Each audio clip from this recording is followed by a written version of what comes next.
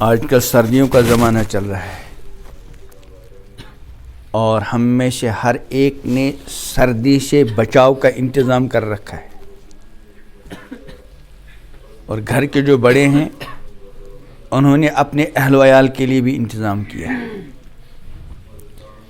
اور اپنی اپنی حیثیت کے مطابق 100% انتظام۔ 100% انتظام کا مطلب یہ ہے کہ اگر گھر میں 10 فرد ہیں تو 10 کے لیے جو ہے کچھ نہ کچھ انتظام کر رکھا ہے۔ جن کی یہاں فیرن کا معمول ہے تو گھر کے ہر چھوٹے بڑے کے پاس فیرن ہے، جن کی یہاں فیرن کے بجائے جاکٹ وغیرہ کے معمول ہے تو انہوں نے اس کا انتظام کیا ہے۔ جہاں کانگڑی اور حمام کا معمول ہے اس معمول پر عمل کر لیا گیا ہے۔ حالانکہ یہ سردی چند ماہ کی ہے اور آتی رہتی ہے ہر سال، لیکن ہم اس کے آنے سے پہلے ہی بچاؤ کا انتظام کرتے ہیں، جبکہ کسی کی طرف سے کوئی اعلان نہیں ہوا کرتا۔ ہم کو خود ہی اندازہ ہوتا ہے کہ فلاں مہینہ آ گیا، اب اس کے بعد سردی شروع ہو جائے گی۔ اس کے مقابلے میں اللہ تعالیٰ کا حکم ہے ہم سب کو، اور خصوصیت کے ساتھ اپنے بارے میں اور اپنے اہل و عیال کے بارے میں جہنم کی آگ سے بچاؤ کا حکم۔ یا ایھا الذین آمنوا، اے ایمان والو، قوا انفسکم، اپنے کو بچاؤ، واہلیکم، اور اپنے اہل و عیال کو بچاؤ جہنم کی آگ سے۔ اللہ تعالی ہم سب کو بچائے۔ یاد رکھیں، سردی سے بچاؤ کا مکمل انتظام مالدار حضرات تو کر سکتے ہیں، لیکن غریب کما حقہ نہیں کر سکتے۔ اپنی اپنی حیثیت کے مطابق کرتے ہیں، لیکن جہنم کی آگ سے بچاؤ کا انتظام ہر کوئی کر سکتا ہے، ہر ایمان والا، بلکہ غیر ایمان والا ایمان قبول کرے وہ بھی کر سکتا ہے۔ لیکن عملاً جو نظر آتا ہے، ہم کو اپنے اور اپنے اہل و عیال کے لیے سردی سے بچاؤ کی جتنی فکر ہے، عملاً جہنم کی آگ سے بچاؤ کی اتنی فکر نہیں۔ ابھی میں نے کہا جن کے یہاں فیرن ہے تو سب کے پاس فیرن، کانگڑیاں ہیں تو سب کے پاس جن کے یہاں کانگڑیوں کا رواج ہے، جاکٹ تو سب کے پاس، اندر سے گرم کپڑوں کا ہر کسی کے پاس۔ لیکن جہنم کی آگ سے بچاؤ کا جو انتظام ہم کر سکتے ہیں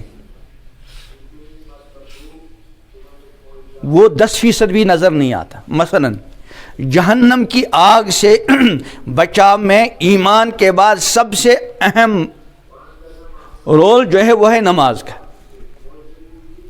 میدان محشر میں جب اللہ یہ فیصلہ فرمائیں گے کہ جہنم میں کون جائیں گے اور جنت میں کون جائیں گے، وہاں ہماری فائلوں کو پیش کیا جائے گا، وزن ہوگا، جانچ ہوگی۔ سب سے پہلے جس عمل کی جانچ ہوگی، امام الانبیاء حضرت محمد عربی صلی اللہ علیہ وسلم نے ارشاد فرمایا، اول ما یحاسب به العبد یوم القیامہ الصلاۃ۔ سب سے پہلا حساب جو لگے گا کہ کس کا لگے گا؟ نماز کا۔ اس کے بعد باقی اعمال کا حساب ہوگا، وزن ہوگا، جانچ ہوگی۔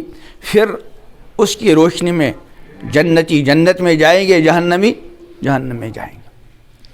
پھر جنتی جہنمیوں سے ایک سوال کریں گے جو قرآن پاک میں سورہ مدثر میں کہ ما سلککم فی سقر،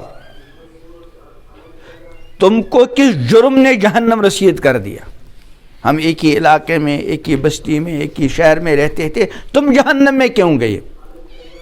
جہنمی جو جہنم میں جانے کی سب سے پہلی وجہ بیان کریں گے۔ قرآن نے ارشاد فرمایا، قالوا لم نک من المصلین، کہ بھائی ہم نماز پڑھنے والوں میں سے نہیں تھے۔ اس سے معلوم ہوا کہ جہنم کی آگ سے بچانے میں سب سے زیادہ عمل دخل کس کا ہے؟ نماز کا۔ اب ہم تقابل کریں، اگر ہمارے گھروں میں 10 آدمی ہیں مرد عورت سب ملا کر تو 10 کے پاس اپنی اپنی حیثیت کے مطابق سردی سے بچاؤ کا انتظام ہے، لیکن اس کے مقابلے ہم دیکھیں 10 نمازی ہیں کہ نہیں؟ شاید کوئی خوش نصیب گھر ایسا ہوگا جہاں اگر گھر میں 10 فرد ہیں تو 10 کے 10 نمازی ہیں، شاید 2-3% ایسے ہوں، ورنہ اکثریت وہ ہے کہ نماز ہے نہیں۔ اور یاد رکھیں اگر سردیوں سے بچاؤ میں نماز کا کوئی عمل دخل ہوتا، مثلا سرکار کی طرف سے یا کسی اور خدمت خلق کرنے والی جماعت کی طرف سے نمازیوں کے لیے مفت گرم کپڑوں کا انتظام ہوتا یا تھوڑا سا نقدی وظیفہ ہوتا تو شاید ہم ان گرم کپڑوں کو حاصل کرنے کے لیے گھر کے سارے افراد کو نمازی بناتے۔ ہم اپنے بچوں کو، اپنی بچیوں کو، ان کے مستقبل کو تابناک بنانے کے لیے ہم ان کا سکول کی طرف رخ کرتے ہیں، وقت کی ضرورت ہے۔ جب ہم نے اپنے بچوں کو بھیجا اس سے کچھ بھی نہیں آتا تھا، نہ الف با آتی اور نہ ABC آتا، لیکن ہم نے توجہ کی، ہمارا بچہ ہماری بچی جس کو کچھ نہیں آتا تھا، بلکہ بعض مرتبہ ماں باپ کو بھی کچھ نہیں آتا، ماں باپ ان پڑھ، لیکن فکر کی، کوشش کی، بچہ کہاں سے کہاں پہنچ گیا۔ حالانکہ اس کا جو مقصد ہے اس وقت تعلیم کا عموماً ہے وہ انسان کا روزگار، حالانکہ تعلیم کا اصل مقصد یہ نہیں، یہ تو تعلیم کی توہین ہے کہ اس کو روزگار کا ذریعہ آدمی بنائے، تعلیم کسی بلند مقصد کے لیے ہو۔ جیسے امام الانبیاء حضرت محمد عربی صلی اللہ علیہ وسلم نے دینی تعلیم کے بلند مقصد کو بیان فرماتے ہوئے مذمت کی، برائی کی اور وعید سنائی اس انسان کے لیے جو اس عظیم علم کو دنیا کے لیے حاصل کرتا ہے۔ فرمایا من تعلم علما مما يبتغى بوجه الله لا يتعلمه الا ليصيب به عرضا من الدنيا لم يجد عرف الجنة يعني ريحها، کہ جس کسی نے بھی کوئی ایسا علم حاصل کیا جو اللہ کو پانے، اللہ کو راضی کرنے کے لیے حاصل کرنا چاہیے تھا، لیکن کوئی بندہ اس کو محض دنیا کے لیے حاصل کر رہا ہے، فرمایا لم یجد عرف الجنہ، اس کو جنت کی خوشبو بھی نصیب نہیں ہوگی۔ تو علم تو کسی بلند مقصد کے لیے ہونا چاہیے تھا، لیکن آج کل علم کا مقصد یہ پیٹ والا مسئلہ ہے، حالانکہ پیٹ کا مسئلہ پڑھے بغیر بھی حاصل ہو سکتا ہے، بلکہ پڑھے بغیر پیٹ کا مسئلہ حل کرنے کے لیے بہت سارے مواقع، جو بیچارہ ان پڑھ ہے اس ان پڑھ کے لیے اپنا پیٹ پالنے کے لیے بہت سارے مواقع ہیں، وہ مزدوری بھی کر سکتا ہے، وہ مستری بھی بن سکتا ہے، وہ کچھ بھی بن سکتا ہے، لیکن جہاں یہ تعلیم یافتہ ہو گیا اور اس کو کوئی اچھی ڈگری مل گئی، اب اس کے لیے روزگار کے مواقع کم ہو گئے کہ زیادہ ہو گئے؟ ہاں کم ہو گئے، مزدوری کے کام کا تو رہا نہیں، مستری اور بڑھئی تو بنے گا نہیں، بس ملازمت کا معاملہ رہ گیا، وہ بھی مصیبت ہے۔ یعنی اگر آپ پڑھے لکھوں کو دیکھیں گے، بڑی بڑی ڈگری یافتہ لوگ روزگار کے لیے پریشان۔ تو بہرحال اس وقت تعلیم کا مقصد کیا ہے؟ روزگار۔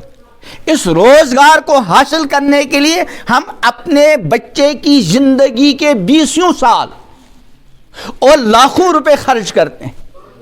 میں اس کو منع نہیں کرتا، یہ وقت کی ضرورت ہے، کر لیجئے، لیکن اپنے بچوں اور اپنی بچیوں کو ابدی کامیابی سے ہمکنار کرنے کے لیے اور ابدی جہنم سے بچانے کے لیے کیا ہماری یہ ذمہ داری نہیں بنتی کہ ہمارے گھر کا ہر چھوٹا بڑا نمازی ہو؟ جبکہ امام الانبیاء حضرت محمد عربی صلی اللہ علیہ وسلم نے اس کے لیے وقت متعین کیا۔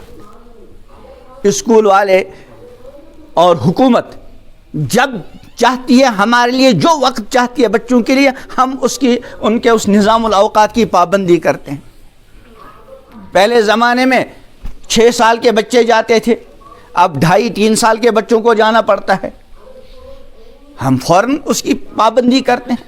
اور اگر حکومت ابھی اعلان کرتی ہے اور یہ کووڈ کا مسئلہ اللہ تعالیٰ اس کو ختم کر دے، پھر یہ اعلان ہو جائے کہ بھائی پوری سردی تعلیم اور اسکول جاری رہیں گے، کیا لگتا ہے آپ کو شہر کے بچے اپنے 3 سالہ بچوں کو اس کڑکتی ہوئی سردیوں میں تعلیم کے لیے نکالیں گے؟ اس کو ضرور سمجھتے ہیں. لیکن جہنم کی آگ سے اپنے کو اور اپنے اہل و عیال کو بچانے کی فکر ہے ہی نہیں. اسکول والے جو بھی وردی ہمارے بچوں کے لیے، ہماری بچیوں کے لیے منتخب کرتے ہیں، متعین کرتے ہیں، ہم فوراً آمنا وصدقنا.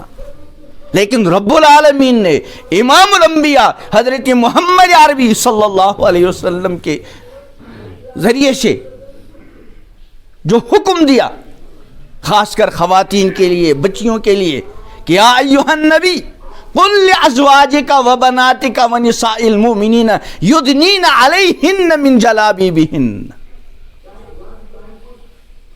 لباس استعمال کرنے کا سلیقہ بتایا، کس طرح کا لباس استعمال کریں، اس کس انداز سے کریں. لیکن ہمارا معاملہ کیا ہے؟ اللہ اور اس کے پیغمبر کا حکم عملاً پس پشت. امام الانبیاء حضرت محمد عربی علیہ السلام نے پیشن گویا ارشاد فرمائی.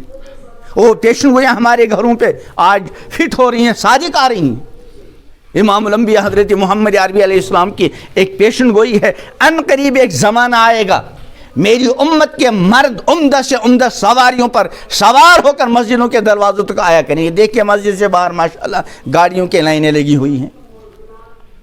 لیکن گھریلو معاملہ کیا ہوگا؟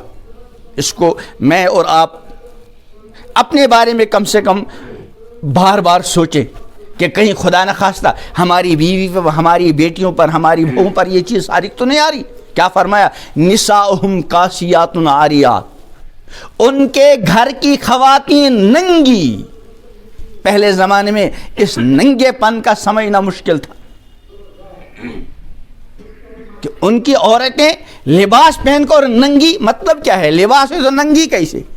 ننگی ہے تو لباس کا مطلب کیا؟ لیکن آج کل اپنے گھروں میں 90% ایسے حضرات ہیں جن کو اپنے گھروں میں اس کا مطلب سمجھ میں آ جائے گا. ہماری جوان بیٹیوں کا لباس ادھورا، سر کھلا ہوا اور باریک اتنا کہ جسم کی کھال تک نظر آوے، اور ٹائٹ اور چست اتنا جسم کی ساخت ابھر کر آتی ہے. نساؤہم کاسیات عاریات، ان کے گھر کی خواتین لباس پہن کر ننگی. اور اتنا ہی نہیں فرمایا بلکہ فرمایا مائلاتن، ادھر ہی سے دوسروں کی طرف مائل ہونے والی، اور ممیلاتن، اور دوسروں کو اپنی طرف مائل. ہم ایمان والے ہیں، ایمان والا باغیرت ہوتا ہے. لیکن اللہ بچائے، اللہ بچائے، کہیں ایسا تو نہیں ہماری طرف سے اپنی بیٹیوں کے بارے میں، اپنی بیویوں کے بارے میں کہیں بدترین بے غیرتی کا مظاہرہ تو نہیں ہو رہا کہ ہماری بیٹی کو دیکھ کر جس کا جی چاہتا ہے وہ اس کو دیکھ کر آنکھ کی بدکاری میں مبتلا ہوتا ہے؟ کہیں ایسا تو نہیں؟ اگر میں اپنے گھر کے بارے میں، اپنے گھر کی خواتین کے بارے میں فکر مند نہ ہوں، آپ اپنے گھر کی خواتین کے بارے میں فکر مند نہ ہوں، تو پھر آخر آئے گا کون؟ امام الانبیاء حضرت محمد عربی علیہ السلام کا فرمان ہے کلکم راعن، تم میں سے ہر کوئی رائی ہے، نگہباں، ذمہ دار ہے. وہ کلکم مسئول عن رعیتہ، اور ہر کوئی اللہ کی بارگاہ میں مسئول ہوگا، جواب دہ ہوگا اپنی رعیت کے بارے میں، اہل و عیال کے بارے میں. اللہ کل پوچھ سکتے ہیں، اور اللہ کو پوچھنے کا حق ہے کہ اولاد میں نے دی، سب کچھ اللہ ہی کا دیا، ہمارے پاس اپنا ہے کیا؟ سب اللہ کا دیا ہوا ہے. لیکن تم نے ہماری اس عطا کردہ اولاد کی دنیا کو بنانے کے لیے، پھر دنیا بنے نہ بنے وہ دوسرا معاملہ ہے، لیکن ہم نے اپنے اعتبار سے دنیا بنانے کے لیے اس کے 20 سال صرف کر دیے، لاکھوں روپے خرچ کر لیا. لیکن اپنی اس اولاد کو نمازی بنانے کے لیے، اپنی بیٹی کو شرم و حیا کے زیور سے آراستہ کرنے کے لیے کیا ذمہ داری نبھائی؟ اپنی بیٹی کو، اپنے بیٹے کو مروجہ تعلیم سے آراستہ کرنے کے لیے 20 سال، لاکھوں روپے، لیکن اپنی بیٹی، اپنی اولاد، اپنے گھر والوں کو نمازی بنانے کے لیے، اپنی بیٹی کو شرم و حیا کے زیور سے آراستہ کرنے کے لیے، اپنی بیٹی کو باپردہ، جو پردہ کی ہر بالغ عورت پر فرض عین ہے، جیسے نماز ہر مسلمان پر کیا ہے؟ فرض ہے، اس اللہ کے فریضے کو، اس اللہ کے فریضے کا پابند بنانے کے لیے تم نے اپنی بچی، اپنی بیوی، اپنی بہن کے بارے میں اپنی کون سی ذمہ داری نبھائی؟ یہ دنیا چند روزہ ہے اور زندگی کا مسلسل ہمارا سفر جاری ہے۔ ایک حدیث یاد آئی، امام الانبیاء حضرت محمد عربی علیہ السلام نے ارشاد فرمایا، ہذہ الدنیا مرتحلۃ ذاہبہ وہذہ الآخرۃ مرتحلۃ قادمہ، کہ یہ دنیا کوچ کر کے چلی جا رہی ہے اور یہ آخرت کوچ کر کے چلی آ رہی ہے۔ جیسے یہاں سے کسی کو اسلام آباد جانا ہو، جب اس نے سفر شروع کیا تو حیدر پورہ کیا ہے؟ دور ہوتا جا رہا ہے، اور اسلام آباد، یہی معاملہ اسی طرح فرمایا، دنیا دن بہ دن دور چلی جا رہی ہے اور آخرت وَلِكُلِّ وَاحِدٍ مِّنْهُمَا بَنُونَ، دنیا اور آخرت میں سے ہر ایک کے بچے ہیں، اولاد ہیں۔ پھر ایک حدیث میں فرمایا کہ بیٹا، اولاد اپنی ماں کے پیچھے چلتے ہیں۔ تو اولاد ہونے کا مطلب کیا ہے؟ کہ کچھ لوگوں کی زندگی کا مقصد بس وہ دنیا کے پیچھے چل رہے ہیں، اور کچھ آخرت کے بیٹے ہیں، وہ آخرت کے پیچھے چل رہے ہیں۔ یاد رکھیں، دنیا کمانا منع نہیں، دنیا کے لیے فکر کرنا حلال طریقے پر اس کا حکم ہے، لیکن دنیا پرستی حرام۔ امام الانبیاء حضرت محمد عربی علیہ السلام نے بڑے ایسے الفاظ ارشاد فرمائے ایک ایمان والے بندے کا کہ رونگٹے کھڑے ہوں۔ فرمایا، لعن عبد الدینار ولعن عبد الدرہم، ملعون ہو دینار کا بندہ، ملعون ہو درہم کا بندہ، بمانے مال دولت۔ اس زمانے میں سکہ جو چلتا تھا سونے کا دینار اور چاندی کا درہم۔ فرمایا، لعن عبد الدنیا، ملعون ہے دینار کا بندہ، مال دولت کا بندہ۔ یہ بندہ کون ہے؟ دراہیم الدینار اور مال دولت کے سامنے کوئی سجدہ تو نہیں کرتا، بلکہ یہاں اس کی بندگی اور عبدیت کا مطلب کیا ہے؟ کہ اس کو اپنی زندگی کا مقصد بنا رکھا ہے، حلال و حرام، جائز ناجائز کی کوئی پرواہ نہیں، لگا ہوا ہے دنیا سمیٹنے میں، اور اس قدر لگا ہوا ہے کہ اللہ تعالیٰ کو حکم تک یاد نہیں۔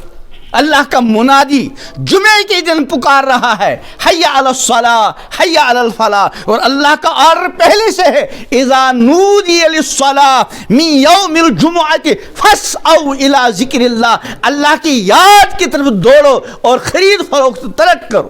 اور یہ ٹس سے مس نہیں ہوتا، یہی تو ہے دنیا پرستی۔ پرستیشیں بہت ساری ہیں، قبر پرستی حرام، ایسے نفس پرستی حرام، ایسے دنیا پرستی حرام۔ عملاً جب ہم دیکھیں گے شاید امت کی 90%، امت کے 90% عملاً دنیا پرستی کے اندر مبتلا ہے۔ دنیا پرستی کا میں نے یہی بتایا، یہ نہیں کہ دنیا کمانا منع نہیں، بلکہ بشارتیں ہیں۔ امام الانبیاء حضرت محمد عربی علیہ السلام کا ایک فرمان ہے، 2-3 منٹ میں آپ کے علاوہ لوں گا۔ فرمایا، من طلب الدنیا حلالا، جس نے حلال طریقے سے دنیا طلب کی 3 نیتوں کے ساتھ، استعفافاً عن المسئلہ، حلال طریقے سے کما رہا، حرام نہیں، مقصد کیا ہے؟ استعفافاً عن المسئلہ، پہلی نیت کسی کے سامنے سوال کرنے سے بچنے کے لیے کما رہا ہے کہ کسی کا دست نگر نہ رہو۔ دوسری نیت وسعین علی اہلہ، اپنے اہل و عیال کے لیے کوشش کر رہا ہے حلال طریقے سے ان کے روزگار کا مسئلہ حل ہو۔ وتعطفاً علی جارہ، اپنے پڑوسی اور کسی ضرورت مند کی ضرورت کا خیال رکھنا ہے، ان کی اپنی حیثیت کے مطابق مدد کرنی ہے۔ ان 3 نیتوں کے ساتھ حلال کما رہا ہے۔ فرمایا، لقی اللہ، اللہ کے ساتھ ملاقات کرے گا اس حال میں کہ اس کا چہرہ 14ویں رات کے چاند کی طرح روشن اور چمک رہا ہو.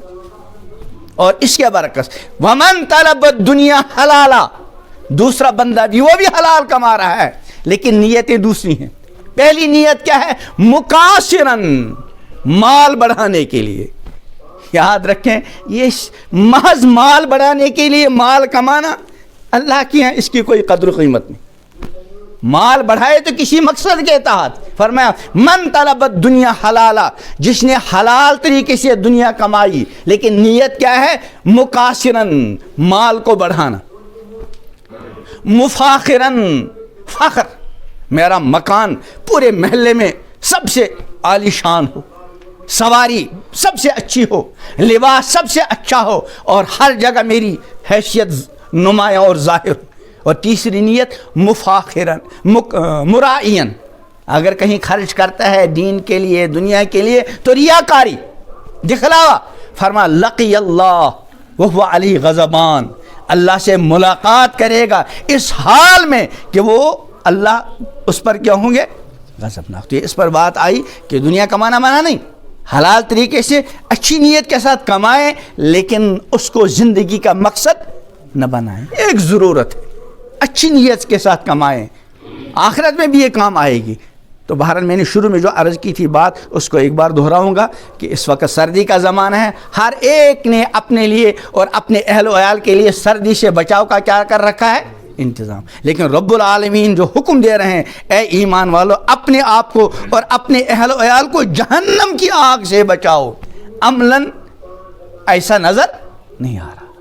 اس پر میں نے صرف ایک مثال عرض کی، نماز کی. اللہ تعالیٰ ان باتوں کو میرے لیے بھی آپ حضرات کے لیے بھی مفید و کارآمد بنائیں. اللہ تعالیٰ ہمیں اپنی زندگی کے مقصد کو سمجھنے کی توفیق عطا فرمائیں اور اپنے اہل و عیال کے لیے جو دنیوی اعتبار سے ہماری اوپر ذمہ داریاں ہیں، دینی اعتبار سے ذمہ داریاں ہیں، آخرت کے اعتبار سے ذمہ داری ہیں، اللہ تعالیٰ ان ساری ذمہ داریوں کا احساس بھی عطا کرے اور ان ساری ذمہ داریوں کو خوش اسلوبی کے ساتھ نبھانے کی توفیق عطا فرمائیں. ربنا تقبل منا انک انت السمیع العلیم.